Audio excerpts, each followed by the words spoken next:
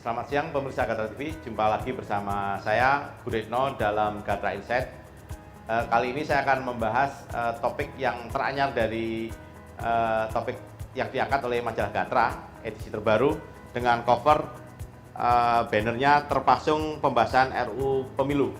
Covernya semacam ini. Dan ini selain topik laporan utama, itu topik-topik yang lain itu menarik juga kita bahas.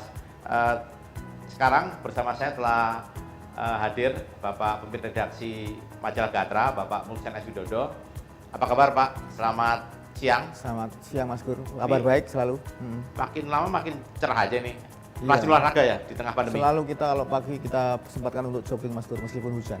Oke, terima kasih. Nah, saya langsung aja dengan topik laporan utama. Betul. Ini di sini di banner tertulis upaya menjegal salah satu kandidat Pilpres 2024. Ini gimana? Ini kan rebutan kepentingan antara partai-partai, kemudian klik-klik antar partai, kemudian pemerintah sendiri. Apa yang dalam tulisan ini sebenarnya juga menggelitik orang aja apakah benar ini kan soal pemilu. Ada pemilu enggak nih tahun 2022 gitu. Memang di undang-undang sebelumnya atau undang-undang nomor 16 nomor berapa itu? Undang-undang pemilu sebelumnya. Revisi undang-undang sebelumnya ini pemilu 2020 pilkada gitu. Pilkada 2022 itu sudah tidak ada gitu. Semua disatukan di 2024 sehingga serentak semua.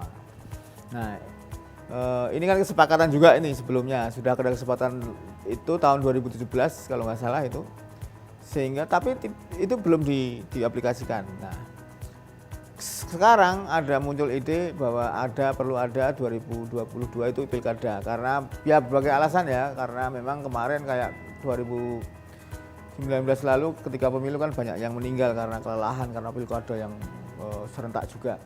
Nah, ini juga jadi salah satu alasan meskipun memang bisa dilihat pemaksaan adanya 2022 itu untuk bisa menyelipkan misalnya calon-calon pemimpin daerah yang bisa maju 2 tahun berikutnya di 2024. Jadi semacam pemanasan begitu ya? Pemanasan atau menjaga panggung lah intinya. Kita tahu Pak Anies juga akan selesai tahun 2024. Lawannya kita nggak tahu apakah nanti Bu Risma gitu yang sekarang memang sudah mulai ini cari perhatian gitu kan. Nah ini kita lihat ada beberapa partai yang memang kebetulan di luar pemerintahan pengen ada pemilu 2022. Tapi ada partai yang lain yang nggak mau membahas ini sehingga terkesan bahwa mereka tidak ingin ada kesempatan nih kalau ada 2022 tujuan menjegal itu ya. Betul. Bisa jadi mungkin ini murni ya tidak ada maksudnya gini karena memang mungkin punya alasan di partai-partai yang tidak ingin ada pilkada 2022 ya udahlah nggak usah dulu ada 2024 sekalian. Karena ya itu tadi kesepakatan ini sudah dulu sudah ada gitu kan. Tapi sebenarnya juga tidak hanya Pak Anies yang kehilangan kesempatan nanti kalau misalnya 2022 tidak ada gitu ya. Mungkin Bu Risma tadi beberapa kandidat-kandidat yang lain kalau misalnya pengen maju atau mengulang lagi kesuksesan sebagai kepala daerah dan sebagai batu loncatan untuk maju ke 2024 atau mungkin partai-partai lain yang punya pengen ini suara gitu Mas Dur. Cara di 2024 mereka juga pengen 2024 juga selesai. 2022 ada pemilu, mereka pengen menguasai wilayah-wilayah di daerah kan. Kepala daerah juga mereka pengen maju juga kan. Kalau gitu tahun 2024 bisa punya modal gitu kan. Nah, ini memang tidak hanya satu kandidat saja sebenarnya yang memang dijegal gitu. Tapi bisa aja banyak hal. Tapi memang kesepakatannya kan memang dari awal sudah memang tidak ada gitu 2022. Tapi memang bisa juga ada penjegalan di situ karena tapi memang panggungnya Pak Anies kalau memang tidak ada tahun 2022 dia tidak maju lagi sementara gubernurnya itu mungkin ada PLT gitu ya, beliau jadi lengser, dia pun tidak punya panggung lagi. Nah ini juga akan merugikan secara nilai politiknya juga akan menurun. Itu salah satu yang menarik dari sisi ini. Menarik, tapi ini ada satu topik lagi juga, ini masih terkait dengan politik ya. Kalau ini kan politik perebutan kekuasaan di level nasional, tapi ini Ya. di level partai. Ini Partai Demokrat ini setelah Pak AHY Memimpin Demokrat. ya Partai Demokrat, dan ini kayaknya dia ada yang biasa kan di internal partai Internal dimanapun partai. juga itu saling berebut pengaruh untuk menjadi ketua, karena ini partai kan semacam menjadi tunggangan politik ya kan, juga penyerahan aspirasi dan sebagainya, juga Betul. ada yang kecewa dan sebagainya. Nah ini Pak AHY itu membuat statement dan itu ada surat yang menanyakan langsung kepada Pak Presiden terkait dengan salah satu orang di lingkaran istana yang dituding itu cawe-cawe dan Ya. mengumpulkan orang-orang Demokrat ya, atau ex mantan Demokrat ya, anggota Demokrat yang di sebuah hotel gitu. Nah ini gimana sih kok bisa Gatra mengangkat ini, dan apa sih yang diangkat? Apakah ini terkait dengan kematangan berpolitik atau memang seperti apa? Ya, saya kira dinamika partai itu pasti ada ya. Puas tidak puas sama kader itu kan juga sesuatu yang biasa. Tapi ini kan yang luar biasa, ada pemain-pemainnya juga. Pemain-pemainnya tadi orang istana, kemudian ada mantan narapidana koruptor begitu kan. Ini juga sangat menarik itu karena yang diobok-obok ini Partai Demokrat. Tapi kita tahu campur tangan dari luar ke dalam partai-partai politik ini kan tidak hanya satu. Sebelumnya berapa partai dari Hanura, dari partainya Pak itu juga ada beberapa partai lain juga terjadi.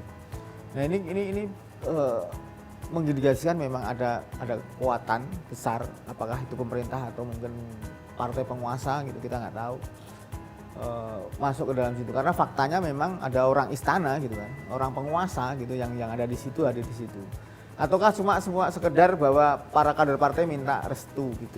Tapi intinya tetap saja mau tidak mau ini ada campur tangan. Dinamika partai oke lah, perebutan kekuasaan partai mungkin di partai mungkin banyak kader yang tidak puas dengan keputusan Pak Susilo Yudhoyono yang memilih anaknya jadi ketua umum, sementara para pendiri gitu katanya yang tidak puas dengan keputusan ini, ya itu biasa saja. Memang dari situ kita bisa melihat bahwa ada sesuatu yang aneh nih, misalnya ada sesuatu janggal, misalnya tadi pemain-pemainnya ini kok para koruptor, mantan koruptor, kemudian ada orang istana yang kuat gitu kan. Ini kan tangan kanan presiden kalau bisa dibilang kan, Pak Muldoko ini kan dia KSP gitu kan, kantor sekretariat presiden. Jadi sangat kental bahwa ini ada pengaruh. Nah di sini kita bisa melihat bahwa sebenarnya kalau dibilang bahwa ini tidak ada urusannya dengan presiden, ya mungkin tidak ada, tapi dengan Jokowi bisa jadi kan, karena orang dekatnya Pak Jokowi yang langsung turun. Apakah agenda Pak Muldoko dia jadi presiden? Ya kita nggak tahu, karena Demokrat mungkin kan partai yang mungkin belum terlalu besar gitu ya. Ini juga jadi Dan sebenarnya partai terbuka juga kan? Ya, Demokrat terbuka. Ataukah memang kan kita tahu Demokrat sekarang di luar kekuasaan. Nah ini juga mungkin langkah dari pemerintah untuk untuk membuat semua partai jadi satu pendukung pemerintah kan kita. Yang jelas ini permainan kejadian ini sangat menarik kalau misalnya nanti bergulir terus.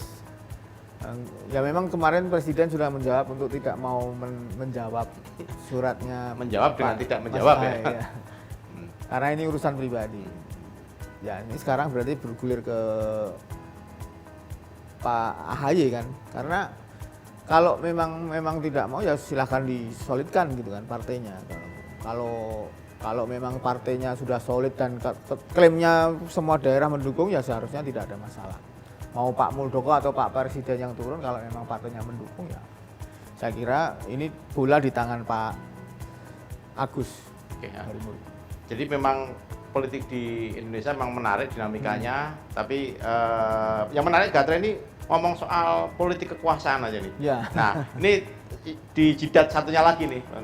Jadi jidat yang dipilih ini soal kudeta militer ya, Betul.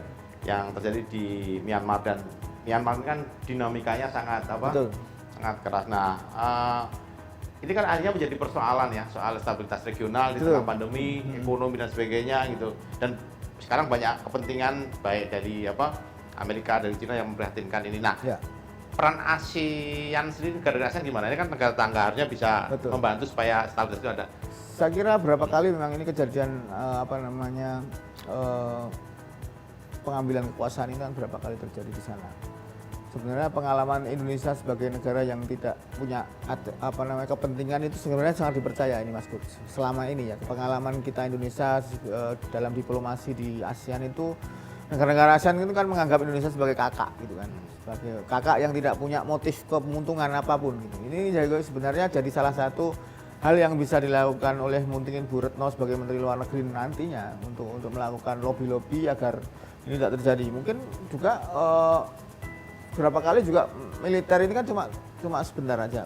Dia akan menyerahkan karena ini sudah dikecam berbagai pihak, banyak lembaga dunia, masyarakat dunia mengecam ini. Saya kira kalau nanti kita lihatnya pasti dalam berapa bulan lah, kalau memang stabilitas sudah terkendali, mungkin pemerintah militer akan menyerahkan